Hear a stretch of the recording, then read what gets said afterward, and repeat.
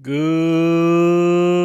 morning and welcome to the Lakers Lowdown. I'm Anthony Irwin. Today on the show, Winning Time is now officially canceled by HBO after 2 seasons. So I have some thoughts on that and some mailbag questions. Let's get to it.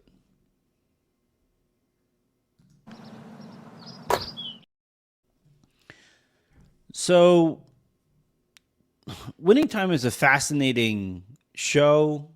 It was a really cool concept. It's based on an incredible book. I think there is a lot going on as it pertains to the content industry, the entertainment industry. Obviously, you have the writer and actor strike going on right now, and that impacts the ability to sell the show. But like some of what I've heard though is that the show's cancellation has something to do with some stuff beyond even the ability to sell the show, and that viewership in the show obviously would have helped, but some of these decisions were essentially the show was fighting an uphill battle in the second season. I honestly didn't really. I thought the second season had some highs. I thought that the show has incredible potential, but I didn't necessarily think that the second season lived up to its potential. And again, I don't think, this goes without saying, but I'll say it anyway. Uh, my thoughts on the show do not in any way represent, things that could have been tweaked to save the show. This is just me watching the show as somebody who read the book and indirectly lived a lot of the stuff by way of my parents telling stories, my dad telling stories of what it was like to live through the Showtime Lakers up to the 1984 season. I was born in 86, so I have no real recollection of any of this stuff. And all of my knowledge of this is just based off of, again, stories told by my dad while I bounced on his knee, and research and just my love of the Lakers, for the entirety of my lifetime. And I think that HBO made some choices. I don't. I'm always going to be kind of curious about whether those choices had something to do with some pressure being applied by the Lakers and by the NBA to kind of clean up the image of the marquee franchise of one of the four major sports leagues in America. And I thought that this second season was a pretty bland retelling of, obviously a crucial moment in Lakers history. It was the early '80s Lakers partied like hell. They obviously cocaine was a huge big part of the NBA, and I can understand why the NBA would like us to all move on from the thought of that. Right, the Lakers at that point, Magic Johnson. We have this telling of his relationship with Cookie, where like the last thing you hear about in the show is how he and Cookie remain married to this day. They didn't get married in 1984. That did not happen, and you're kind of led to believe that in this show. You have the relationship between Dr. Bus and Jeannie Bus, and basically no relationship between him and his sons shown on the show.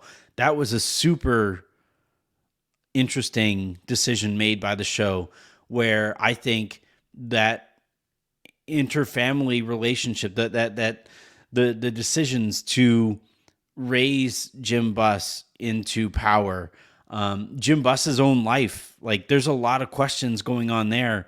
What was he doing in the '80s? Where can we get any kind of enlightenment on that situation? Why did Dr. Buss offer him up that first opportunity. Because if you watch this show and then you kind of fast forward ahead to Dr. Buss's eventual passing, and then you find out that he just like he elevated Jim Buss into power, and all that you saw in the show was the relationship that that Jerry had with Jeannie. It's just like, okay, like, it's a very ambiguous situation there. I thought that uh, the Celtics were shown in an interesting way or some of the choices made around the portrayal of the Celtics was interesting. Not necessarily in like the actors chosen to play certain guys or whatever, but like if you are going to prop up the basketball in the way that Winning Time tried to, well, you have to offer up a little of like what made the Celtics so hateable at that time. Kevin McHale whined after every fucking call. Red Auerbach gets this, and Michael Chiklis plays him in a very smug, on brand manner. And you have that relationship between Red Auerbach and Dr. Buss.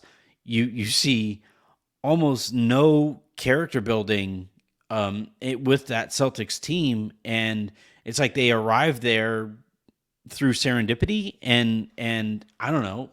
You see some of they really did try to build up Larry Bird, and I thought they did a really good job with Larry Bird. I wish they would have gone into some of his own self doubt. Larry Bird is one of the most. He's actually kind of similar to Jerry West in the some of the inner questions that he had of himself throughout his career. He is a very confident guy. He was very outwardly confident, but he was also incredibly honest. And obviously it's a bummer that we basically get like 2/5 of the story because of when HBO decided to cancel the show. But eventually we do get to a point where Larry Bird calls Magic Johnson the greatest player alive. You would never have seen that coming from the Larry Bird that we saw there. He didn't want to give anybody any props, right? The idea that he like convinced Kevin McHale to clothesline Kurt Rambis is okay. All right, that's a dramatic choice. I get it. I just think this was a really big missed opportunity. The story of the Lakers in the '80s has a lot of the things that especially the HBO audience would be looking for. There was a lot of interpersonal drama between the Buss siblings and Dr. Jerry Buss and the goings on within that family as they decide like how they're going to chart the course moving forward. You had Magic Johnson, in this show. In the second season, it's made to look like he spent every waking moment trying to figure out a way to convince Cookie to eventually marry him. But like, there was a lot more to him than we saw here. And obviously, again, where the show ends, you don't get to see that redemption story for the athlete, Magic Johnson. But I also thought that, like, because of the way they portrayed him here, they kind of cut the legs out from under the like human redemption arc that Magic Johnson could have had, where throughout this whole season, he is like, this perfectly moral, upstanding church choir boy who was just hoping to marry his like college sweetheart when again, that isn't really how this went down. So I don't know. I would have liked I'm always going to be curious about why some of these decisions were made. One of the things that I've heard in kind of recent weeks about the show is that Adam McKay didn't play as active a role in the second season as he did with the first, and I thought that some of the teeth from the show, went away because of that. And I think the show got worse as a result. And, at the end of the day, you have a show with great potential that is now ending after 2 seasons. And it's ending after 2 seasons because of a lot of what we're seeing in the entertainment industry, where the only things that get a runway are IP based content, right? Star Wars, Marvel, yada, yada, yada. And in this case, yeah, it's technically IP in that like it happened and the Lakers are a brand, but it's the kind of thing that like it would have taken an amount of bravery to continue with this show, and that type of creative bravery just doesn't really exist in the creative industry right now, with executives making the safest possible choices because the entire industry is in upheaval as a result of some of the decisions made at the beginning of the streaming wars that continue to take their price and take their toll on the rest of the entertainment industry. So yeah, I just, all of this is kind of a bummer. I wish this would have come along, maybe a few years earlier in a healthier entertainment industry. That way you could have had, the risks that were taken in the first season that I thought made the show a more interesting version of itself that we didn't see in the second season. And then obviously if we would have gotten a third and a fourth season, that would have taken place in a healthier entertainment industry, and that just doesn't appear to be in the cards right now. And my heart really does go out to everybody involved with the show. Spencer Garrett came on. He's the guy who played Chick Hearn. He came on the show before to talk about it and talked about playing Chick and all of that stuff. And that was a fun conversation back at the old platform that I was at previously.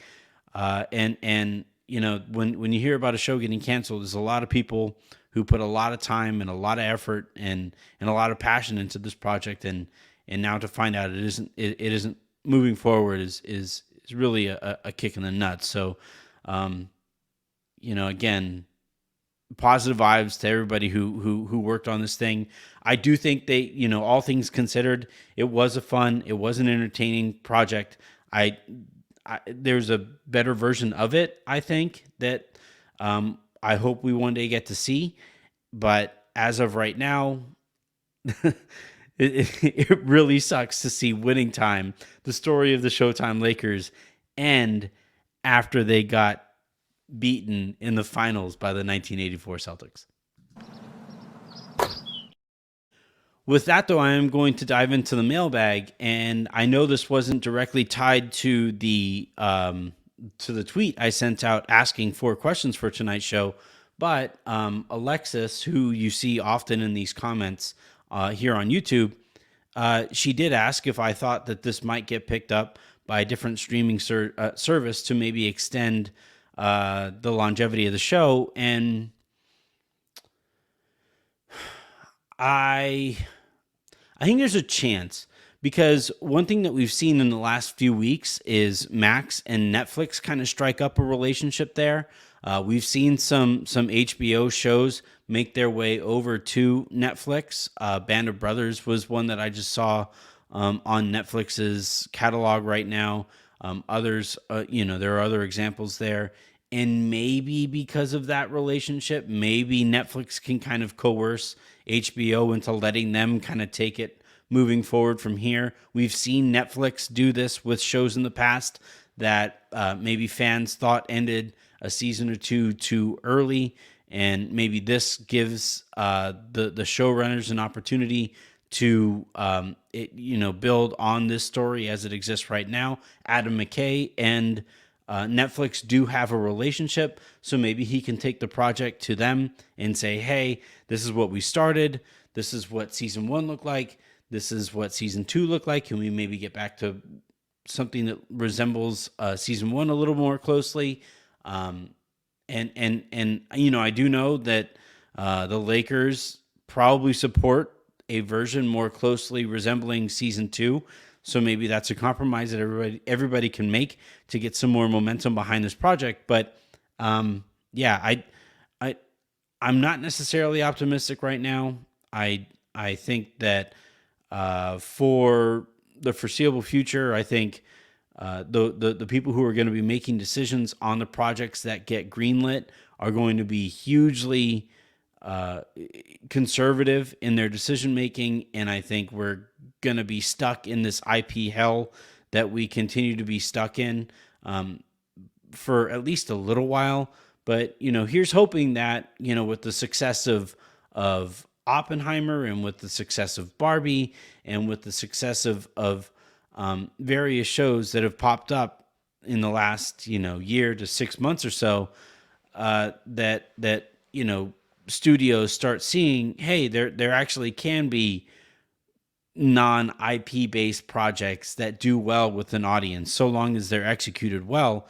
And maybe in finding that out, that maybe this Winning Time project gets some legs to at least give us like the entirety of Jeff Pearlman's first book. I know initially when the first season came out, there was a lot of thought that maybe you get this, and then you get the Three Ring Circus is the name of Jeff Pearlman's book about Kobe and Shaq in that era, and maybe you just keep it running, and you get this kind of interesting biographical look at the Lakers through various seasons, or through numerous seasons of television and drama, to take us all the way through to present day.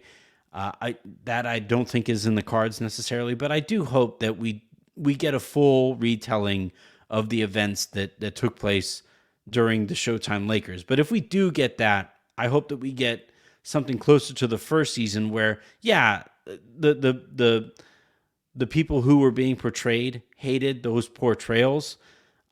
I think that's just a part of media now, where you see all these documentaries, which are basically commercials about the subject, because the people who were producing those documentaries are the subjects, and they expect every portrayal of themselves to be nothing but the most pristine version of what their lives were like. And I get it. That's PR. That's how this stuff goes. But I thought that this second season was less interesting than it could have been, because this was the most pristine version of some of the central figures: Magic, Jeannie, Jerry, and so on and so forth. So if we do get an extension of this series, I hope that we get something that ruffles some more feathers.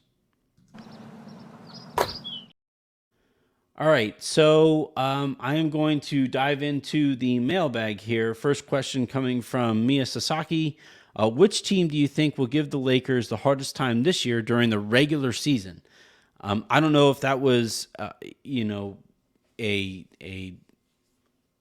I don't know if we are specifying the regular season for a certain reason or whatever, but it's certainly an interesting question, because like every year, especially with the Lakers, you'll get some like stupid, not as good team that gives the Lakers problems, right? Like, while the Charlotte Bobcats still existed, for some reason, they just always felt like they had the upper hand on the Lakers. No matter what the situation might be in terms of the talent on the two rosters, when the Lakers go up and play Portland, that is always a tough setting to play in.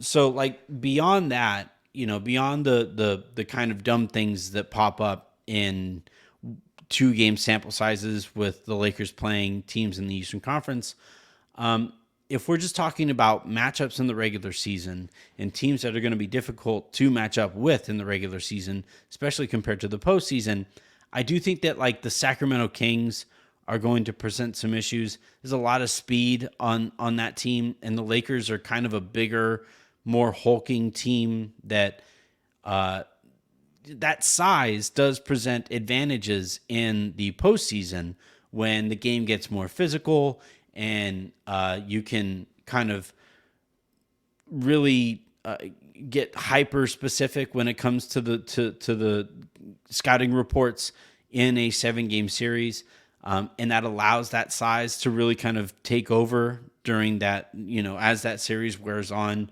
Those legs for the smaller teams that have to sprint around all over the place to gain their advantage.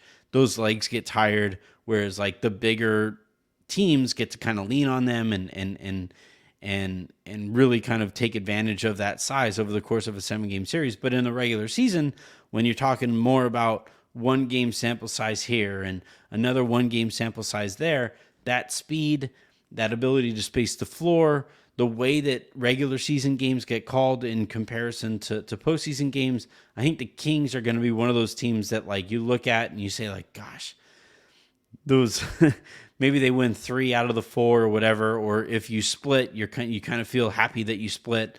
The Kings come to mind, and a lot of those smaller run and gun teams come to mind as the kinds of squads that are going to give these Lakers problems in that regular season setting. Next question here comes from M. Macedo. Do you think this year you are going to see a different Darvin Ham? Last year we had a lot of players playing in the playoffs that weren't on the team in training camp. More pressure on the coach this year, right? Would he be up for it? Thanks. Love the show. Thank you very much. That's from Jose Pedro at M. Macedo. So a different Darvin Ham. I think we've already started to see a different Darvin Ham to this point because you listen to him talk and he's incredibly confident.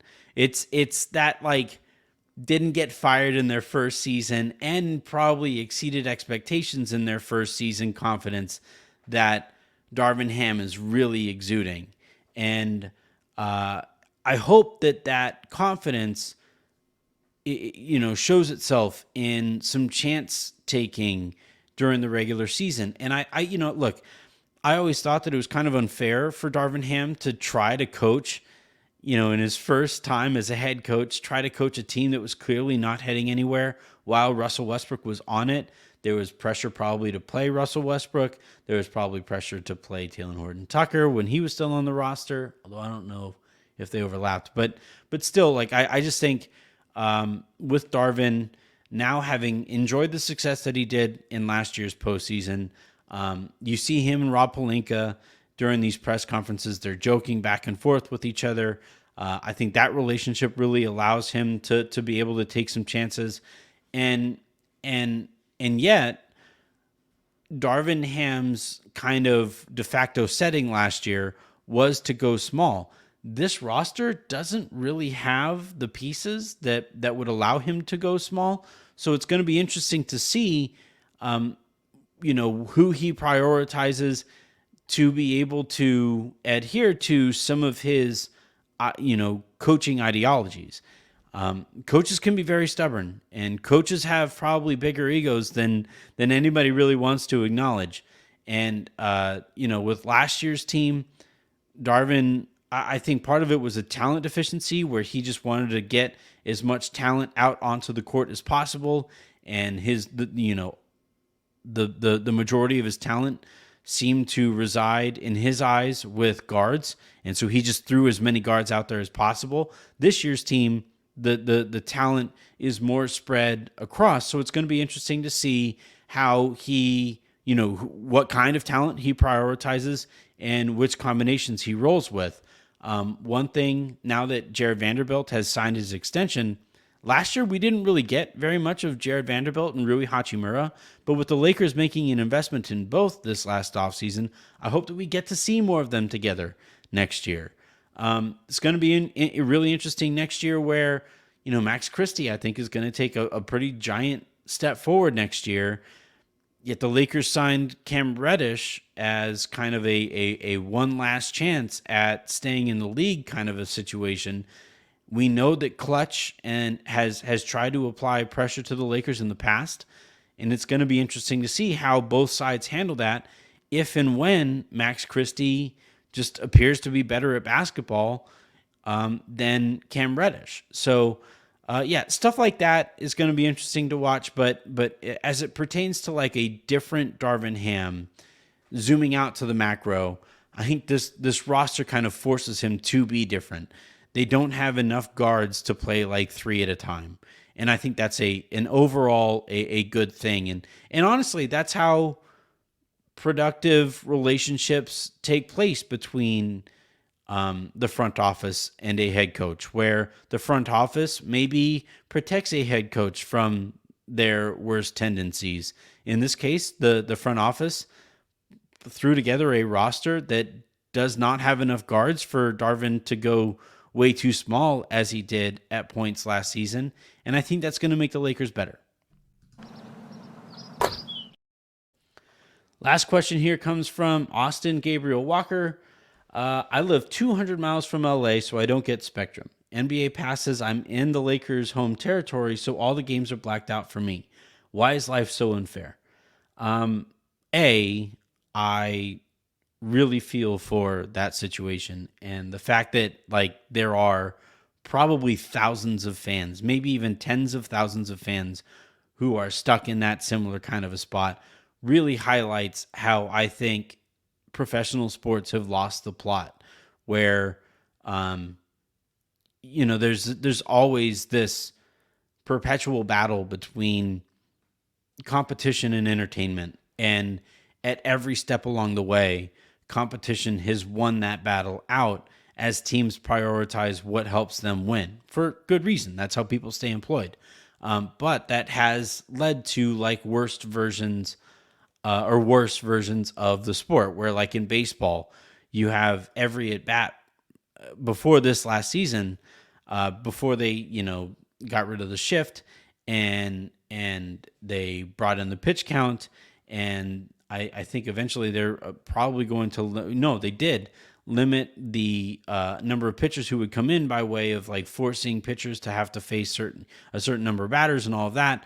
Baseball is starting to get back to like the version that we saw in, my childhood, where it was a lot more entertaining because you saw more defensive plays, you saw stolen bases, you saw all of this stuff, and the league is like legislated more entertainment into the sport.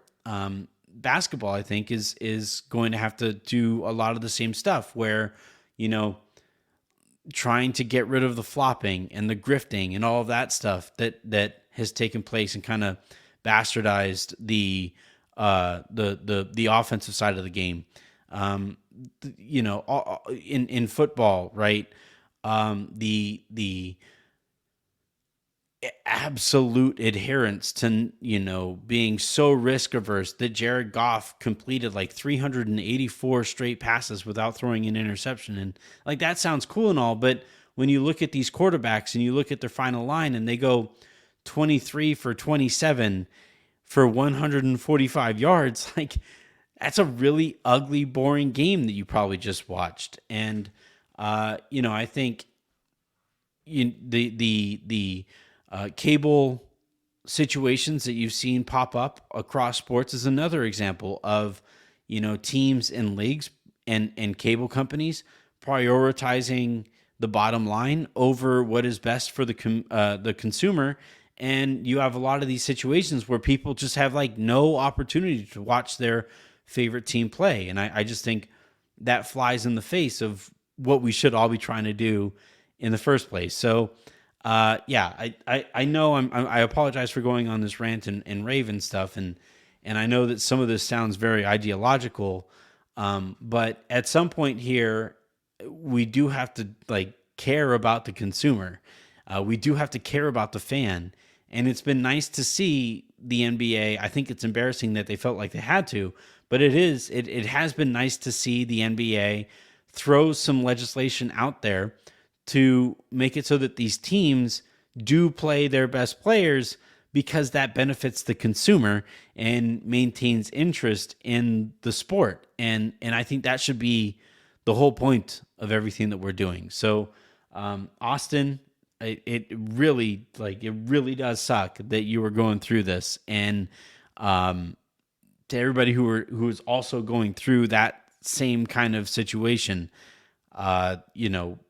I really sincerely hope that gets resolved, because the NBA should, and all of professional sports should not be in the business of limiting the number of people who get to enjoy their sport.